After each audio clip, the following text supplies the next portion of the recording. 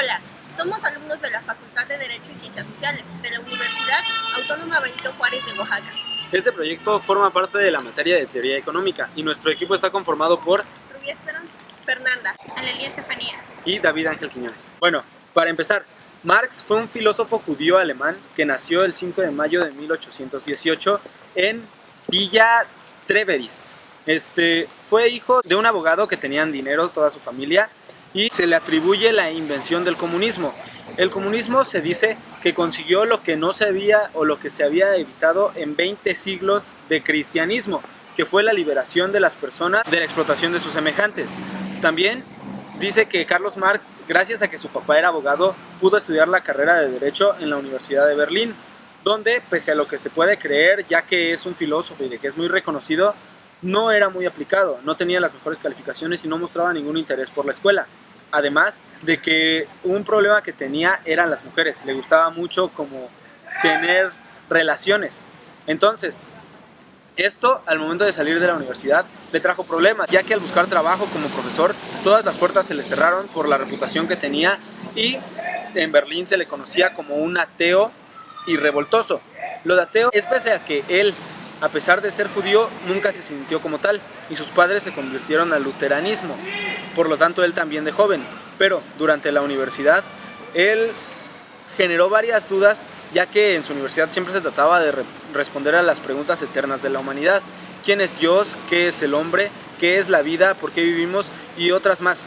Entonces, después de salir de la universidad, decidió estudiar filosofía, a lo que su padre se opuso porque se preocupaba por el futuro de su hijo, ya que en ese entonces los filósofos no eran muy queridos o muy bien recibidos dentro de las ciudades. Tratando de responder a todas estas preguntas, había alguien que parecía tener las respuestas, que era Hegel, alrededor de quien todos los filósofos alemanes se basaban para responder estas preguntas. Entonces, Hegel era el sucesor de Kant. Kant trataba de explicar o trataba de separar la religión de la ciencia, tratando de explicar que Dios no existía, mientras que Hegel trataba de elevar la religión a un nivel de ciencia, tratando de explicar la existencia de Dios de una manera científica. Es por eso que Marx comenzó a estudiarlo. Fue así que terminó siendo un filósofo, pero a pesar de que había muchos filósofos que estudiaban a Hegel y creaban libros y hacían obras en relación a todo lo que estaba pasando dentro de la sociedad, hablando del comunismo, hablando de todos estos temas, no hacían nada para generar un verdadero cambio. Y Marx comenzó con los cambios. Es así que decide buscar un trabajo como periodista en la Gaceta Renana, una revista. Después de que obtiene como un poco de relevancia dentro de la revista, llega a ser director. Con la revista bajo su dirección, esta comenzó a tener un gran impacto dentro de la sociedad, lo que provocó que el gobierno la clausurara, ya que era como muchas expresiones en contra de él. Es por esto que se dice que Marx comienza el periodismo político, que se trata de hablar de las cosas malas que hace el gobierno o de la mala administración que hay, o también de los problemas sociales que había en ese entonces. Después de esto, Marx es exiliado, ya que Alemania, al ver esto, lo que estaba haciendo, le exige a Francia que lo exilie. Al final es exiliado, por lo que él se refugia en Bruselas, Bélgica, de donde también es exiliado. Trata de regresar a Alemania y también es corrido y al final se va a Londres. Ya en Londres no tiene dinero, está casado con una señora llamada Jenny y no tiene ni un peso. De ahí, ya hablando en otras cosas, la obra más grande de Marx es llamada El Capital. Esta obra estaba planeada para 3 tomos, pero lo que se dice es que hasta cierto punto fue demasiado para Carlos Marx, que solamente logró terminar un tomo y revisado por él, y los otros 2 tomos fueron revisados o terminados por su amigo Engel y otras personas que también descendían de él. Vamos a decir que lo que él decía es que para estudiar el comportamiento humano, para conocer bien el comportamiento humano, no era fácil, ya que si no se demostraba, era peor cuando no se tenían escritos. Es por esto que decía que el pensamiento humano en el pasado estaba lleno de ignorancia. Es de aquí de donde, en búsqueda de explicar las cosas, en búsqueda de encontrar respuesta a muchas de las cosas que pasaban a su alrededor, como la lluvia, como el crecimiento de los árboles, como todo, empezaron a crear dioses. La diosa de la fertilidad, el dios de la lluvia, todo ese tipo de dioses fueron los que empezaron a inventar las personas del pasado. Después de esto, comenzó el aprovechamiento de las demás personas, vamos a ponerlo así. Empezaron a aparecer los magos y brujos que decían que ellos eran enviados por los dioses y venían en su representación, por lo que los más crédulos comenzaron a alabarlos, a creerles, a rendirles tributo, vamos a ponerlo de una manera, y es aquí donde se empiezan a crear las primeras clases sociales, es donde se empiezan a dividir entre los que dominaban y los dominados. Ya después de esto se va modificando más y se empiezan a crear las religiones. Es como empiezan a crearse las religiones, y conforme va pasando el tiempo se empiezan a crear templos, se empiezan a crear tributos, se empiezan a crear muchas cosas en las que había siempre un dominante y un dominado en todos los aspectos, y casi siempre el poder era de la iglesia. Es por eso que Marx se da cuenta de todos estos cambios sociales, de todos estos problemas sociales, y busca la solución. Empieza a hablar sobre ello. El siguiente tema es la filosofía. Las filosofías se dividen en dos ramas, la idealista y la materialista. Sócrates era un materialista.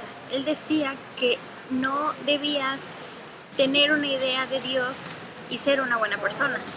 La moral y Dios eran dos entes aparte. O sea que podías ser una buena persona sin creer precisamente en un Dios. Por lo tanto, la iglesia lo persiguió y lo mandó a ejecutar. Él terminó muriendo por una dosis de cicuta, un highball mortal en aquella época. Después le siguió Platón. Platón se hacía tres principales preguntas. ¿Dónde se halla la verdad? ¿Cuál es el objetivo del universo? ¿Y cuál es el objetivo del hombre en la vida? Por estas preguntas y sus respectivas respuestas, la iglesia se robó sus ideas y las hizo propias, por lo que sus respuestas correspondían a una ideología más religiosa y daba a entender que había un ser superior a nosotros que hacía todo esto posible. Después le siguió Demócrito. Demócrito decía que en el universo había un número infinito de elementos y por tanto era divisible e indestructible. Demócrito estaba hablando de los átomos, 23 siglos antes de Einstein. Después le siguió Aristóteles. Él fue un maestro de física, metafísica, ética, matemática y todo una rama de ciencias, por lo cual pues fue un gran maestro y un gran filósofo. Él descubrió que había clases sociales y que cuando el poder se halla en el rico es llamada oligarquía y en el pueblo se llama democracia. Pero cabe destacar que Aristóteles justificaba el esclavismo. Él decía que el esclavismo era útil para la economía y también justificaba el esclavismo a la mujer, o sea que era útil en la casa. Entre ellos estaba Vico. Vico hablaba de las tres etapas que pasa una persona, que es la niñez, la adolescencia y la adultez.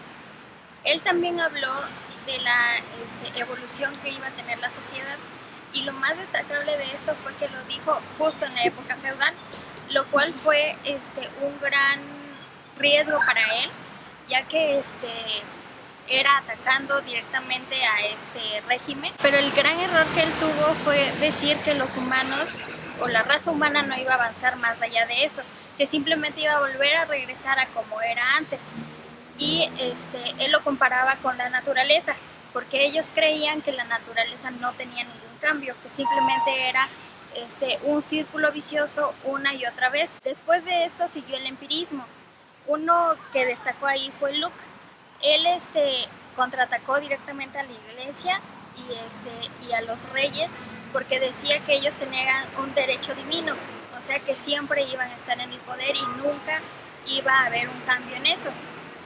Y siempre los atacó y por lo mismo huyó a Francia. Después de esto llegó la Revolución Francesa y como todos los filósofos estaban ahí y todos ellos estaban contraatacando a la iglesia, esto fue más que una revolución religiosa, por así decirlo, fue más una revolución política y sus ideas eran más hacia ese ramo. Por lo tanto, después de esto, Francia se rebeló y todas las ideas políticas se fueron a Europa. Por lo tanto, Europa se liberó de la iglesia y América se liberó de Europa, y todo esto llevó a una gran revolución y independizarse cada uno y hacer sus propias ideas y sus propias ideas políticas. Después de esto, en esa época estaba muy avanzada la tecnología, por así decirlo, ya había más maquinaria y por lo tanto los filósofos y físicos y todos esos estaban empezando a experimentar y a decir que todos nosotros funcionábamos como una máquina, que éramos máquinas con alma. Después de esto se empezó a llevar un término que era metafísico, que era la creencia de que la naturaleza es algo inmutable y eternamente sometida a un fenómeno como la mecánica. Pero pues era un error, como ya lo dije antes, que ellos creían que la naturaleza no cambia, pero como sabemos ahora, eso sí sucede. Por lo tanto, todos ellos estaban en esa misma reflexión y se estancaron en eso. Pero después llegó el materialismo dialéctico, que fue una reflexión más destacada y buscaba la polémica en casi todo. O sea que buscaba una explicación más certera y más experimentada, por así decirlo, para poder darle respuesta a todas las preguntas que tenían. Pero la iglesia siempre estuvo en desacuerdo con esto, ya que para la iglesia siempre la verdad estuvo en ella, en la Biblia y en todo lo que ellos enseñaban, y por lo tanto nunca aceptó estas teorías que salían de esta nueva filosofía. El siguiente tema es la enajenación. ¿Qué es la enajenación? Es privar a alguien de algo que le pertenece, bien, el despojo. En su primera obra marxista, el joven Marx empieza con el estudio filosófico de la enajenación. La obra se llamó Los manuscritos de 1844, donde nos explica que la enajenación consta de 3 puntos importantes: el despojo, la despersonalización y la explotación. ¿Por qué despersonalización? Porque el patrón siempre le va a imponer al obrero una forma de cómo trabajar sin siquiera tomarlo en cuenta. Por eso la enajenación es el despojo y la despersonalización de alguien. Después sigue con la propiedad privada. La propiedad privada de los medios de producción es la forma suprema de enajenación. De la defensa de la propiedad privada se derivan todos los males: la envidia, las guerras, la injusticia y los crímenes. Se vuelve la riqueza de pocos y la miseria de muchos. Después de esto seguimos con el proletariado, que es la clase obrera. Solo tiene como suya la fuerza de trabajo, lo que viene siendo la mano de obra. El dinero obliga a los que no tienen a venderse en servidumbre, que esto significa que venden su fuerza de trabajo. La plusvalía es la ganancia extra que el trabajador le deja al patrón. Un ejemplo de este sería cuando en la actual jornada laboral, que son 8 horas, un trabajador con tan solo 2 horas ya cubre su salario, pero el patrón se queda con el excedente, que serían las 6 horas restantes. Marx también nos habla en el libro de los manuscritos de 1844, viene una obra que se llama La Sagrada Familia, que habla de la lucha de las clases sociales. Las clases sociales siempre han existido. En Roma había patricios, caballeros, plebeyos y esclavos. En la Edad Media había señores feudales, vasallos, maestros de los gremios, oficiales y apéndices. Cuando Marx hace su estudio, Marx le llama la burguesía y el proletariado. El proletariado, como ya se los mencioné, es la clase obrera, y la burguesía son los dueños de todo el capital. Lo que determina el precio de un producto es la competencia, o mejor dicho, 3 tipos de competencia según Marx: vendedor contra vendedor, comprador contra comprador y vendedor contra comprador.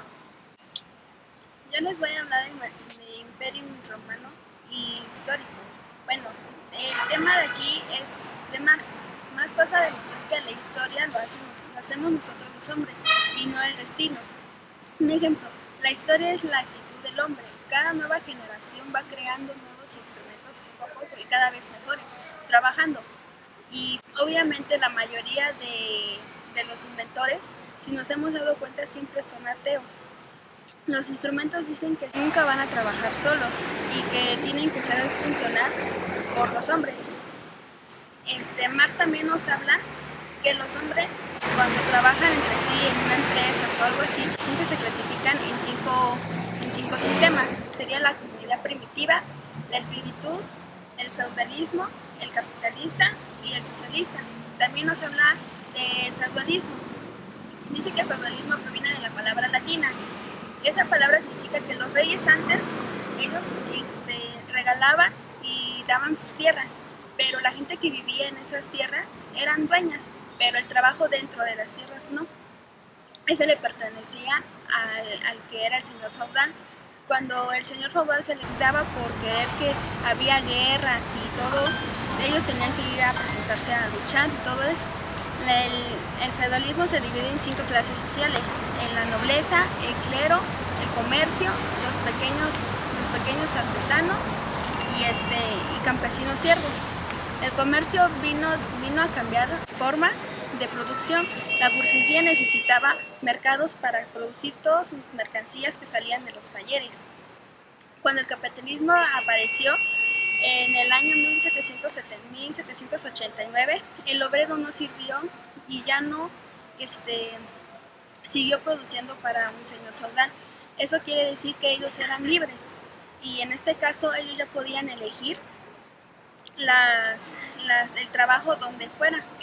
También apareció que había un intercambio de trabajo y había un cambio de paga. Sale un tema donde nos hablan de Lenin, que fue el continuador de Marx. Él empezó la revolución Rusia, que es casi lo mismo parecido con Madero aquí en México, que da a demostrar que Marx tenía la razón en muchas teorías que él hablaba.